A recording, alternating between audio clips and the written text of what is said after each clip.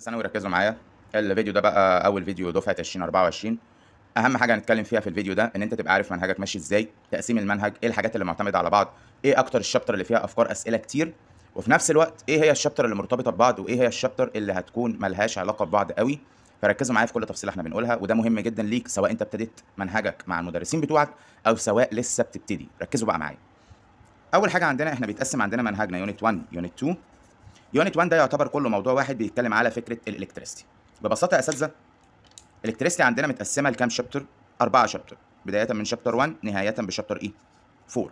ركزوا بقى معايا شويه وعايزين نبقى ايه؟ اكتر ذكاء في فهم كل حاجه عندنا. اول حاجه عندنا شابتر 1 ده بيتكلم لي على نوع من الكهرباء اسمه الدي سي كارنت. النوع ده اللي هو بيطلع من البطاريات، زي بطاريات الموبايل، زي البطاريات اللي انت بتحطها في الريموت كنترول مثلا بتاعك، اي نوع البطاريه، بطاريه العربيه، كل ده بيدي دي سي كارنت، يعني كارنت ثابت. ثابت يقصد بيها ان هو فيكسد فاليو. بصوا بقى معايا كويس قوي في اللي احنا هنقوله. شابتر 1 يعتبر من اكتر الشابتر السهوله في القوانين لكن الصعوبه في افكار المسائل. بدايه من اول ما يظهر عندك فكره اومز لو لغايه نهايه الشابتر بتبدا الافكار اللي من هنا يمكن بتكون من اكتر الافكار كمان اللي بيحصل فيها ضربات شويه في دماغك، لان انت لسه في اول السنه، ففي نفس الوقت انت بادي اول السنه بشابتر افكار مسائله كتير وليس قوانين كتيره. طيب، طبعا في حاجه مهمه جدا عايز انبه عليها، الناس اللي عايز تتعرض لكل الكلام ده كله او تشوفه حتى او تسبق المدرسين بتوعها، عندك التشانل موجوده فيها كل المنهج مشروح من السنه اللي فاتت واللي قبلها، فانت تقدر تخش على الفيديو الخاص اللي انت محتاج تعرف عنه تفاصيل اكتر. وبرده ده ما يمنعش ان احنا كده كده بادئين سلسله جديده اهو فيها افكار جديده ما قلناهاش في الفيديوهات اللي قبل كده. طيب، فكره اومز لو تعتبر من الافكار المهمه جدا بالنسبه لنا، ودي من الافكار اللي قائمه معانا لنهايه السنه، يعني معنى كده ان الجزء ده مهم، وبعد كده هيظهر معانا جزء كشف. طيب، ده بالنسبه لشابتر 1. نيجي عندنا شابتر 2. شابتر 2 لا زال مرتبط بالدي سي كارنت برضو.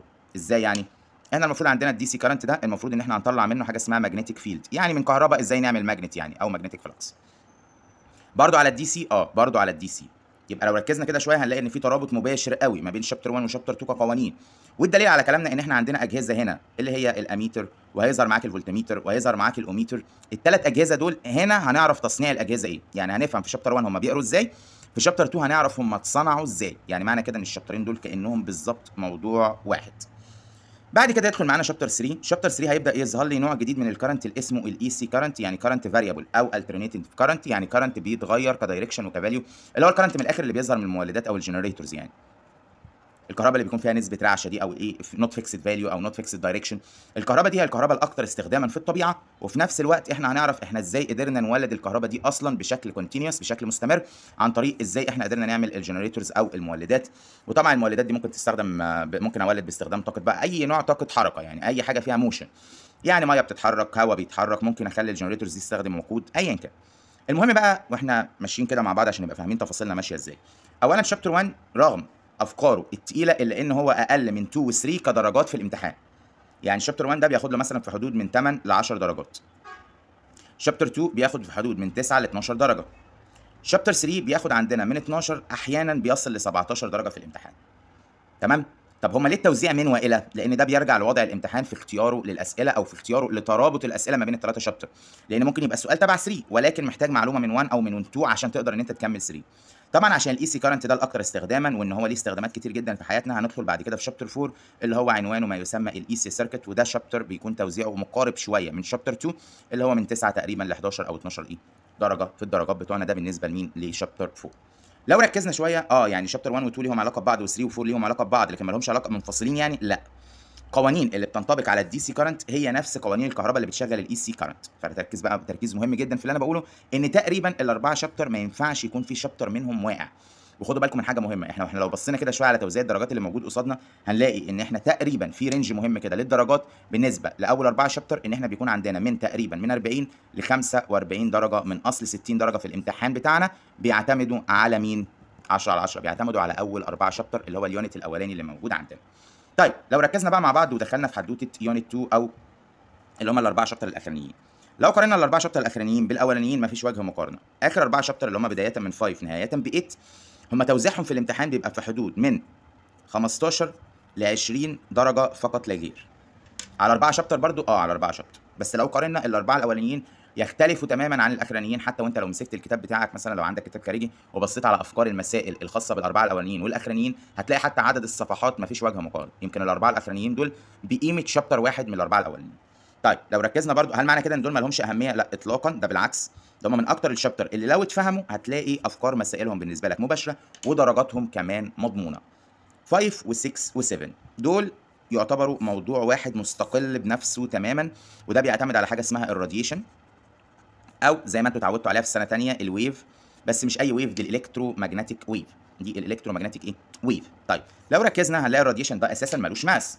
طب ما طالما ملوش ماس يبقى معنى كده ان كل قوانين الماس بتاعتي، الماس اقصد بيها الماس، تمام، الحاجه اللي ليها نمبر اوف كيلو جرام اور جرامز. لو ركزنا كده شويه يبقى هنلاقي نقطه مهمه جدا، الاربعه الثلاثه شابتر دول هنبقى فيهم مواضيع اول مره نسمع عنها، ولكن هي في منتهى المتعه وتعتبر من اكتر الحاجات المودرن او مرتبطه اصلا بحياتنا دلوقتي. شابتر الاهميه فيهم بتكون اكتر ل5 عشان نكون متفقين، لان 5 ده لو اتفهم صح يا جماعه، كل معلومه انا بقولها لكم دلوقتي هتفرق معاكم طول السنه. 5 ده لو اتفهم صح 6 و7 بقوا بالنسبه لك عاديين جدا وسهلين. 7 ده كده كده شابتر دمه خفيف جدا، لانه بيتكلم على تكنولوجي الليزر وازاي الليزر ده اشتغل عندنا وايه احنا بنستخدمه ازاي، يعني ده شابتر كله ثيوريتيكال ما فيهوش ولا فكره مساله غير هي فكره عبيطه كده، وبرده فهمها بيكون سهل. لما بصينا كده على شابتر 5 هو الشابتر الاكثر اهميه والاكثر لخبطه لو الطالب ما فهموش. طيب في نقطه مهمه جدا، في حاجه عايز احذر منها سواء في الاربعه شابتر الاولانيين او حتى في الثلاثه دول، ما ينفعش ان انت تعدي اي جزئيه في الشابترز اللي انا بقول لك عليها مهمه وما تفهمهاش، لان لو هربت منها هنا هتلاقيها هنا، فتاخد بالك من النقطه دي. يعني انت لو هربت منها في 5 هتلاقي معتمد عليها الكلام في 6، فكده انت كده بالنسبه لك ضربت 2 شابتر مش شابتر واحد. طب هو انا ليه فصلت شابتر 8؟ شابتر 8 المودرن الكترونكس او تصنيع المذر بورد عموما، او فكره السيمي كوندكتورز الميتالويد يعني زي السيليكون والجرمانيوم وخلافه. شابتر 8 يعتبر من اكتر الشابتر اللي درجاتها مضمونه في الامتحان، يعني الشابتر ده يتفهم خلاص الموضوع بالنسبه لك خلص، لان كل فكرته بتعتمد على الالكترونكس كبديل للالكتريستي. ركز قوي في كلمه كبديل دي، يعني معنى كده ان شابتر 8 مرتبط بالاربعه الاولانيين. للاسف لو حد عنده مشكله في شابتر 1، شابتر 8 في مجموعه افكار مسائل بتكون معتمده على 1. يا مستر ايه اللي جاب ده لده؟ ما انتوا من شويه قايل لك لسه شابتر 8 ايه؟ الكترونكس، وبيكون بديل للالكتريستي، يعني معنى كده ان هو بيعتمد على نفس قوانين الالكتريستي ولكن بطريقه تعتمد على السيمي كوندكتور. يعني هي من الاخر ازاي تخلي دايره كهربائيه عملاقه بالنسبه لك تتحول لده لايه؟ لفكره ماذر بورد صغيره جدا، زي فكره الماذر بورد بتاعت اللابتوب بتاعك، الديسكتوب بتاعت الريموت كنترول بتاعت الموبايل، ايا كان فكره الماذر بورد او الالكترونكس اللي انت هتعتمد عليها. فمعنى كده ان شابتر 8 ملوش علاقه، لو ركزنا شويه هو ملوش علاقه ب 5 و6، ولكن هو في الاساس ليه علاقه بمين بقى؟ لو ركزنا اكتر هنلاقي ليه علاقه بشابتر 1 اكتر وفكره الالكتريستي، فنركز قوي في الموضوع ده. وفي حاجه مهمه جدا، شابتر 8 فيه ارتباط بسيط جدا بشابتر 4. خدوا بالكم من حاجه، الشابتر ده رغم ان هو ليه ارتباط بشابتر 1 الا ان هو اكتر سهوله واكتر ضمانا للدرجات في الامتحان.